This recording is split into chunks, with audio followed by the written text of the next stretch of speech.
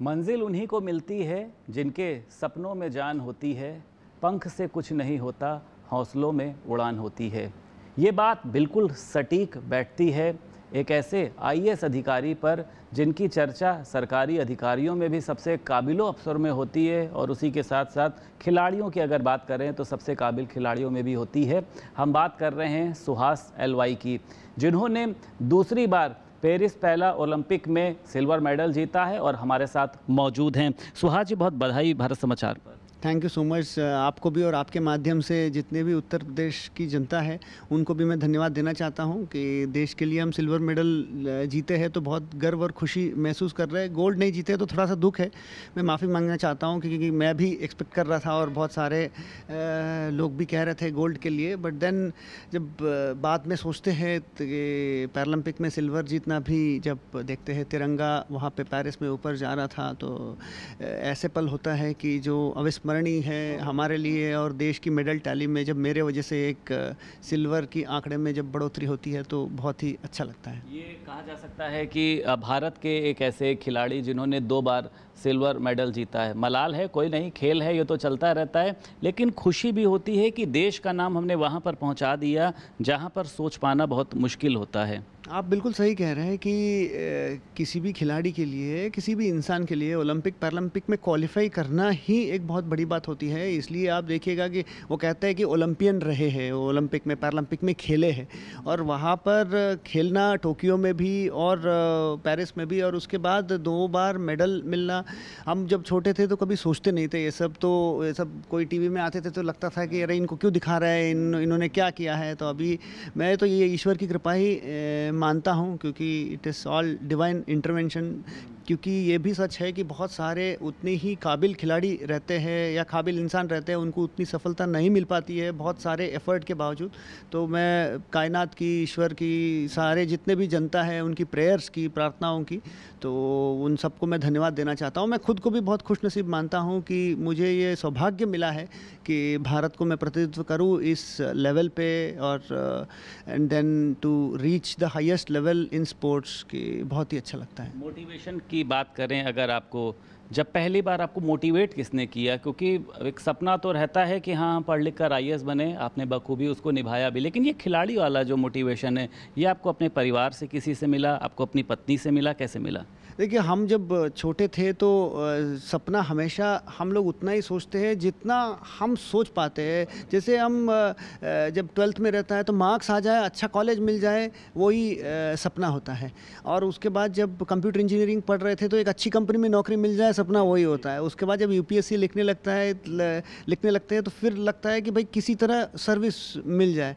फिर जब मैं पहली बार 2016 में जब गया था एशियन चैम्पियनशिप बीजिंग में, उस वक्त तो सपना यही था कि मैं ठीक है कोशिश करूँ कि एक टूर्नामेंट में इंडिया के लिए इंटरनेशनल लेवल पे कोई मेडल जीत जाऊँ।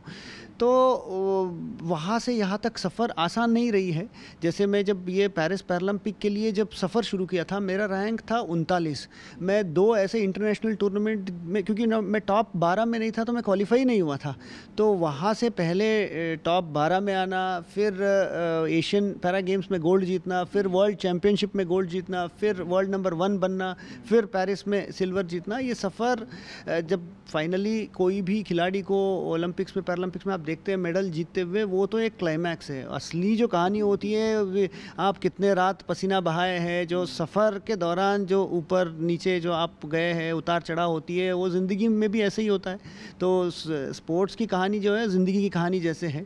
तो अच्छा, मैंने कहा सुहास जी कि सबसे काबिल आईएएस अफसरों में आपकी गिनती होती है, इतनी अहम जिम्मेदारी, डीएम भी रहे हैं आप कहीं, तो ये इतना समय कहाँ से निकाल पाते हैं? इतनी जो बूस्ट एनर्जी आपके अंदर आती है, ये कैसे मैनेज आप कैसे करते हैं? दोनों को आप कैसे मैनेज करते हैं? सरकारी जिम्मेदारी भी आप संभाल रहे हैं, देश के प्रति खेल की जिम्मेदारी भी आप संभाल रहे हैं। बहुत बहुत धन्यवाद। आपने बहुत काबिलियत के बारे में कही, तो मैं तो ये मानता हूँ सबके अंदर काबिलियत होती है, और मैं ये मानता हूँ कि जो भी हम वो रास्ता चुने जिससे हम प्यार करते हैं। जो उदाहरण के लिए मैं सिविल सर्विसेज की नौकरी से प्यार करता हूँ, मुझे अच्छा लगता है काम करना, और सिमिलरली बैडमिंटन खेलते वक्त मुझे अच्छा लगता है। तो इसलिए कि मैं ये मानता हूँ कि आप कोई भी ऐसे पैशन चुने जो जब करते वक्त, अगर बैडमिंटन खेलते वक्त 2 घंटे अगर मेरी पसीना मैं बहा रहा हूँ, तो उस वक़्त मुझे कष्ट नहीं हो रहा है, मुझे उससे उस पसीने से अच्छा लग रहा है। सिमिलरली नौकरी में अगर आप 10-12 घंटा दिन में करते हैं, तो अगर वो अच्छा लगता है, फिर वो 10-12 घंटा आपको पता ही नहीं चलता है कि कैसे गया।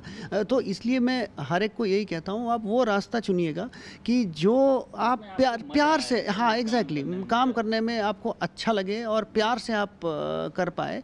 और दूसरी चीज़, हमें देखिए सकारात्मक रहना चाहिए। आप जिस इंसान में आप अच्छी चीज़ ढूंढेंगे अच्छी मिलेगी, दूसरी कोई चीज़ ढूंढेंगे तो वो मिलेगी। तो मेरा ये मानना है कि परिस्थिति में भी आप जो समाज या आपको प्रकृति आपको जिस परिस्थिति देती है, तो आप कोशिश करिए कि उसमें अच्छाई ढूंढते हुए अच्छे से आगे बढ़ने के लिए। अच्छा, जब पेरिस और टोक्यो पहुँचे आप, वहाँ पर अगर हम इंडिया के नाम की बात करें, तो आपको लगता है कि इंडिया का नाम जो है वो हाई पर गया है, आपको वहाँ पर सम्मान मिलता है? क्यों, ख़ास तौर से इसलिए भी क्योंकि आप एक भारतीय हैं।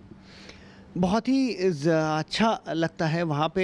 जब इनफैक्ट टोक्यो में ओलंपिक विलेज में, यहाँ पेरिस में जो ओलंपिक विलेज में हम रहते हैं, उसमें एक पूरे दुनिया की इतनी कई सौ कंट्रीज़ के एथलीट से मिलने का मौका मिलता है। और हम लोग वहाँ पे, जब हम लोगों की जो टावर होती है, जो इंडियन एथलीट्स को जो रहने के लिए जो देते हैं, तो वहाँ पर रहते हुए सबके साथ घुल मिल के रहना। और फिर जब हम लोग खेलने जाते हैं, तो जैसे एक देश के लिए खेल रहे हैं, आप देखते होंगे कि बाकी टूर्नामेंट्स में तो आपको व्यक्तिगत रूप से मेडल मिलता है, बट जब ओलंपिक पैरालंपिक खेलते हैं, वो देश की मेडल टैली में जुड़ता है। जब मेडल के बाद सेरेमनी में जब तिरंगा ऊपर जाते हुए जब हम देखते हैं, तो फिर वो अद्भुत पल है। कुछ ऐसे पल होता है जिसको आप शब्दों में वर्णन नहीं कर सकते हैं, तो वो ऐसा पल रहता है। मैं दर्शकों को बताना चाहूँगा कि इनकी पत्नी जो हैं रितु सुहास, वो भी एक बहुत ही काबिल महिला है। उन्होंने भी अपना नाम कई जगहों पर दर्ज करवाया है। अपनी पत्नी से भी आपको प्रेरणा मिलती है? कभी वो कहती हैं कि ऐसा करना चाहिए, या कुछ गाइडेंस कुछ ऐसा कहती हैं? देखिए, वो परिवार के सपोर्ट के बिना तो आप कर ही नहीं पाएंगे, क्योंकि जब आप इतने अगर बाहर जा रहे हैं, तो इतना अगर बाकी चीज़ों में जब ध्यान दे रहे हैं, कि मैं वो शायद वो टाइम देता हूँ जो अन्य लोग परिवार के लिए देते होंगे, तो वो पूरा फैमिली को वही टेक केयर करती है। और कोई भी सफल इंसान को घर में अगर वो एक स्ट्रांग सपोर्ट नहीं रहता है, तो फिर आप ज़िंदगी में, रितु सुहास जी, एक लाइन होती है ना कि हर एक सफल व्यक्ति के पीछे एक महिला का हाथ होता है, तो आप इस बात को मानते हैं कि रितु सुहास का हाथ है आपकी सफलता में? नहीं, बिल्कुल, उसके बिना तो हो ही नहीं सकता है। क्योंकि आप फर्स्ट ऑफ ऑल जब इस लेवल पे खेलते हैं, तो आपको मेंटल स्टेबिलिटी, मानसिक रूप से आपको विचलित नहीं होना चाहिए। तो वो तभी संभव है जब आपको फैमिली का सपोर्ट रहता है, जब बाकी चीज़ों के बारे में आप चिंता नहीं कर सकते। हाँ, तो कहीं ना कहीं ये कॉन्फिडेंस रहता है कि बाकी जो भी घर की चीज़ें हैं वो देखती है, तो इसलिए उससे बहुत मेंटल स्ट्रेंथ मिलता है। वर्तमान परिवेश की अगर हम बात करते हैं, उत्तर प्रदेश में मुख्यमंत्री योगी आदित्यनाथ हैं, देश के प्रधानमंत्री नरेंद्र मोदी हैं, आप खेल को लेकर कितना ज़्यादा इंश्योर हैं कि कितना बढ़ावा मिल रहा है पहले की अपेक्षा आपको? क्योंकि आप तो डीएम भी रहे हैं, ने सारी स्थिति को आप समझते भी हैं। देखिए, अभी हम उत्तर प्रदेश के ही अगर बताएं कि आप देखिएगा, पिछले बार पैरालंपिक में उत्तर प्रदेश के खिलाड़ियों को 2 मेडल मिली थी। इस बार ऑलरेडी 2 सिल्वर और 2 ब्रॉन्ज मिल चुकी हैं। 2 और एथलीट्स की मेडल आने की संभावना है, जिससे आप देख सकते हैं कि मेडल्स की तालिका में लगातार वृद्धि हो रही है। अगर हम देश की बात करें कि टोक्यो के सापेक्ष पैरालंपिक में, ओलंपिक में तो हम लोग उतना बेहतर नहीं कर पाए। बहुत सारे खिलाड़ी 4th प्लेस पे फिनिश किए थे, लगभग 7 खिलाड़ी 4th प्लेस पे फिनिश किए थे। तो बैड लक रहा, वहाँ भी उन्होंने, खिलाड़ियों ने खूब जोर लगाई थी। तो पैरालंपिक में ऑलरेडी हम लोग उससे लगभग 25% वृद्धि ऑलरेडी हो चुकी है मेडल टैली में, और वृद्धि होने की संभावना है।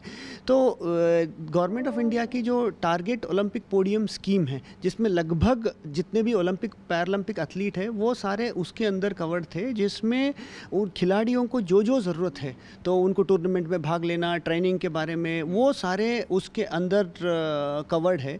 तो जो सकारात्मक सपोर्ट मिलता है, जैसे आदरणीय प्रधानमंत्री जी जाने से पहले खिलाड़ियों से बात करते हैं, आने के बाद बात करते हैं।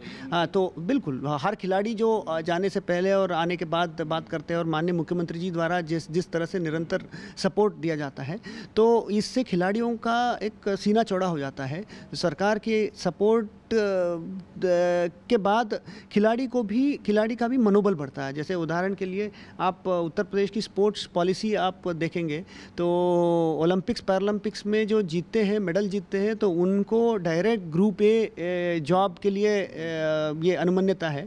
तो ये भी बहुत कम प्रदेशों में आज की तारीख में ऐसे पॉलिसी है कि इनफैक्ट वहाँ ओलंपिक पैरालंपिक विलेज में खिलाड़ी और स्टेट्स की कहते भी है कि भाई काश हम यूपी से खेलते तो हमें नौकरी डायरेक्टली मिल जाती करके। तो कहीं ना कहीं हमें लगता है कि खिलाड़ियों का मनोबल इन सब चीज़ों से बढ़ता है।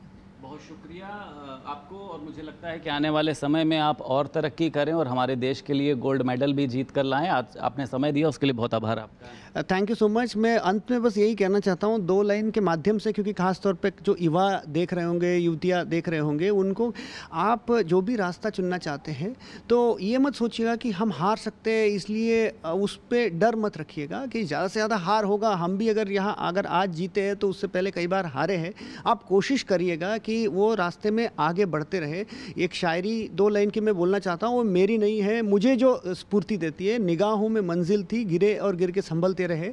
हवाओं ने कोशिश बहुत की, मगर चिराग आंधियों में भी जलते रहे। चिराग जल कर रखिएगा और कोशिश करते रहिएगा। Thank you. बहुत शुक्रिया बात करने के लिए। तो आपने सुना कि ये एक बहुत ही काबिल IAS भी रहे हैं, खिलाड़ी भी हैं, और आपने इनकी शायरी भी सुनी। यानी एक पूरा जो है ये कंप्लीट पैकेज है। देश का नाम रोशन कर रहे हैं, पेरिस और टोक्यो से सिल्वर मेडल जीत कर लाए हैं, और सुहास एलवाई लगातार इतिहास गढ़ते जा रहे हैं। लखनऊ से वीडियो जर्नलिस्ट अरविंद के साथ संदीप खेर, भारत समाचार।